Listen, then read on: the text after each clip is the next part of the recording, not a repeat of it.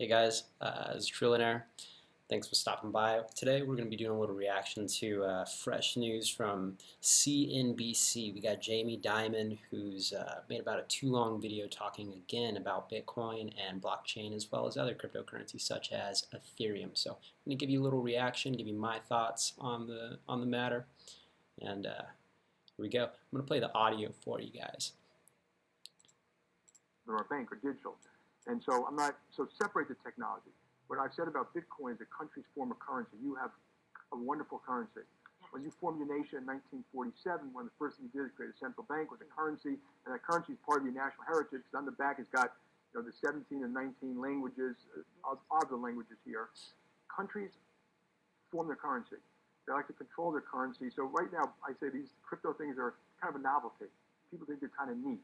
But the bigger they get, the more government's going to close them down. Yeah, I mean, what he's saying there isn't exactly untrue. We're seeing governments at least putting roadblocks in the way for cryptocurrencies. This is to be expected. Whether or not they're going to shut them down, you can't shut them down. And later on in the interview, he kind of goes into the fact that you can't shut them down. But we'll get to that in a moment here. Pretty much just things to keep in mind. This guy is a central bank CEO of JP Morgan, all right? So he wants currencies to be controlled by governments. Therefore, he can control the politicians that are now controlling these currencies, all right? It's in his interests for governments to control currencies. That way, the central banks can maintain the status quo and continue operating business as usual. Fortunately, Mr. Dimon, you can't control these. Good luck. And they're also used a lot for illicit purposes. So you've seen China just go after them. But that's what I've said. I mean, you can like it or not like it, but my own view is that eventually government's going to close it down. They like to control their currency, like to know who has it, where it goes, why it goes, when it goes. Yes. They like to see it, and the cryptocurrency is the opposite. So again, you might not. Yeah. Just like we were just saying, they like to see it. The governments like to know where the currency is coming from and going to. That way they can follow the money. Obviously, they can catch criminals and whatnot. They can catch people that they don't like, whether they're criminals or not. Eric Snowden type of person. I don't view him as a criminal. I view him as a white knight of sorts, and that he was willing to risk his life in order to get information out that we all, not all of us, but many of us knew, but he got the proof out there for the American public. And we've seen him crucified by mainstream media for the most part. Yeah, and that's all thanks to guys like this central banker right here, who's funding, helping to fund proxy wars to continue generating tons and tons of money for everybody. But man, it's disgusting watching these guys sit here and shit on a currency that gives control of one's finances back to the individual and takes it away from the 1%. And this guy represents the 1% to the fullest. It's disgusting. Again, I prefer digital. You might have a crypto dollar. I would prefer that than a cryptocurrency with not a fiat currency. I bet you would, Jamie. So, no, it's just that, ultimately all currencies are created out of thin air. And, there is a central bank backing, there is a sovereign backing, but it is still created out of thin air. And this currency at least has a stable quantity, whereas other currencies backed by central banks have quantitative... I know, but... So that's the interview. That's the interviewer saying, at least this one's backed by a finite amount of currency. Central banks, it says legal tender. You have to take this as payment. It's very cheap to do. It's very easy to move back and forth.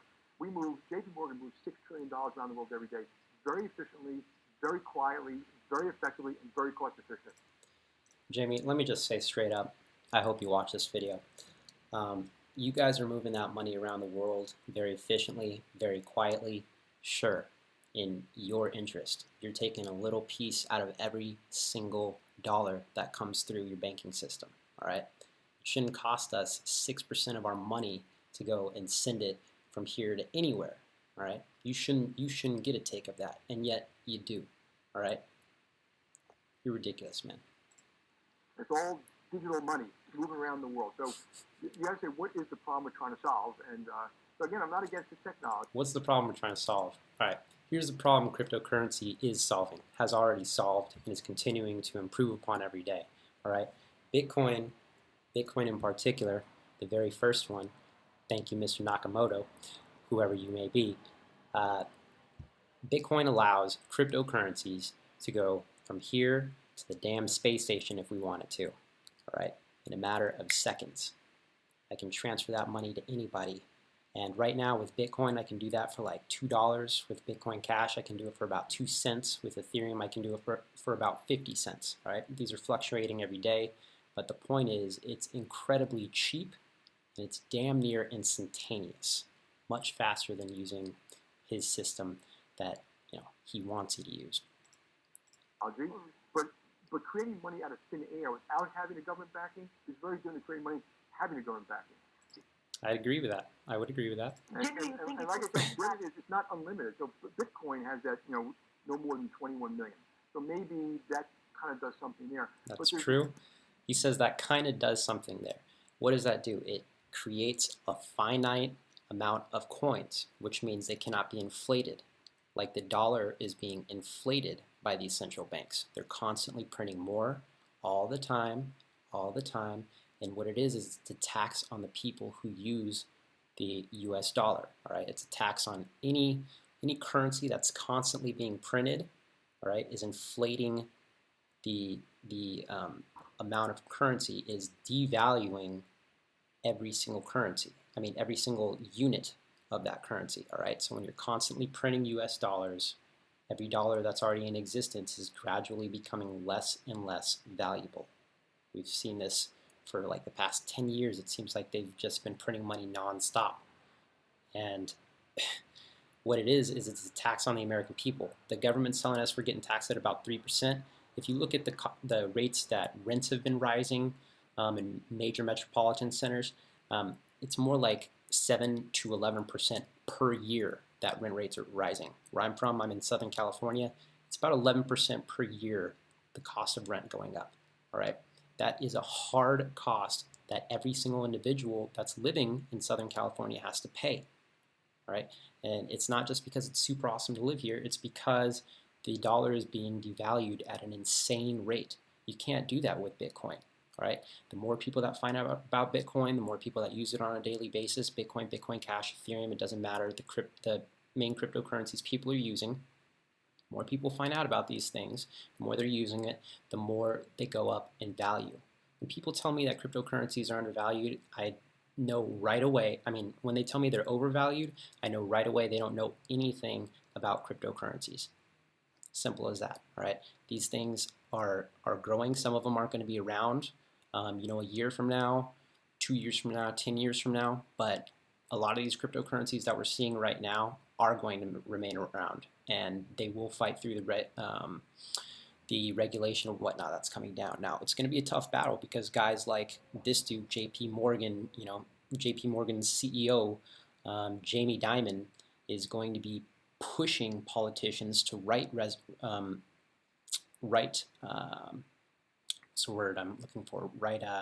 regulations, put restrictions on cryptocurrencies. He's going to be pushing them to do that. And watch what he says later on in the interview, because what he says is exactly what he's going to be asking these guys to do. Ethereum, there are ICOs, there are cryptocurrencies everywhere. It's creating something out of nothing that, to me, is worth nothing. You think they could end badly?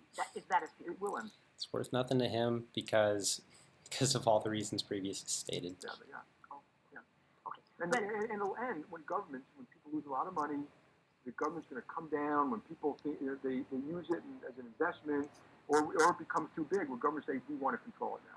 And I've had many people say, well, how can you control Bitcoin? Very simple. If I said there in this room, if you buy or sell a Bitcoin, if you bet to buy or sell Bitcoin, or bet anything, I'm going to put you in jail, it's over. And so watch what's going to happen in China. It doesn't mean people won't do it. It just means it'll be a black market, which is a whole different thing. All right, so straight up, mark my words, China is not banning Bitcoin.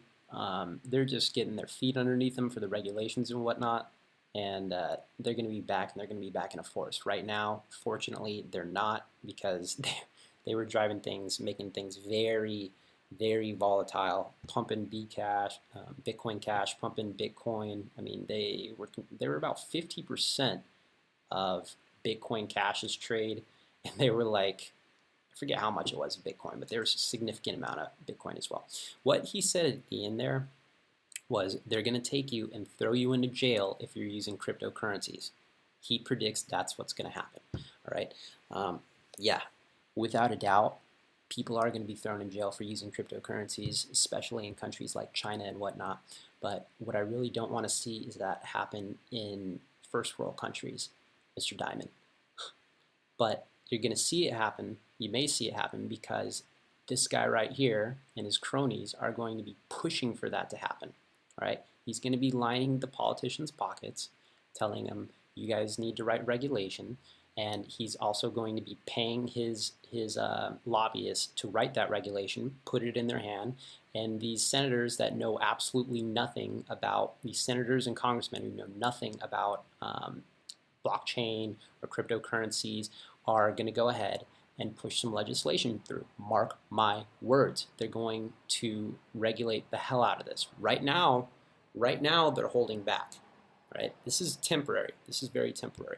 Does it mean that that's going to be the end of Bitcoin? Absolutely not. What it means is the people in the cryptocurrency world, you watching this video right now, you're going to have to stand up at some point and tell these congressmen and senators that we want our independent currency, right? And you have no control over it.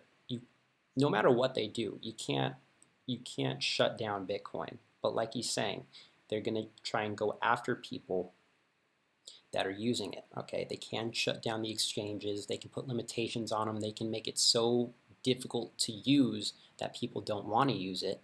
All right, in that event, the privacy coins such as Monero, Zcash, Dash, those guys are going to blow up even more. Now, I named those three. I don't believe in those three. Out of the three, I would go with Monero. That is the most difficult one to trace at the present moment, currently obfuscated. If they start pumping money into the pockets of the developers that are primarily running Monero, and it is an open source community, but if the majority of the people in that community are getting their pockets lined by central bankers, then eventually Monero will fall, just like Bitcoin, in my opinion, is currently falling. Thanks for watching, folks. I really appreciate it. I got to get going, but if you did enjoy the content of the video, please like, subscribe, share it on Reddit, Facebook, 4chan, whatever you want, and I certainly appreciate it. Let me know what you guys think about Jamie Dimon and about some of the other comments that I said. If I may have made some mistakes in the video, feel free to leave a comment on what I can improve on. Certainly appreciate it. Always trying to do that. Peace.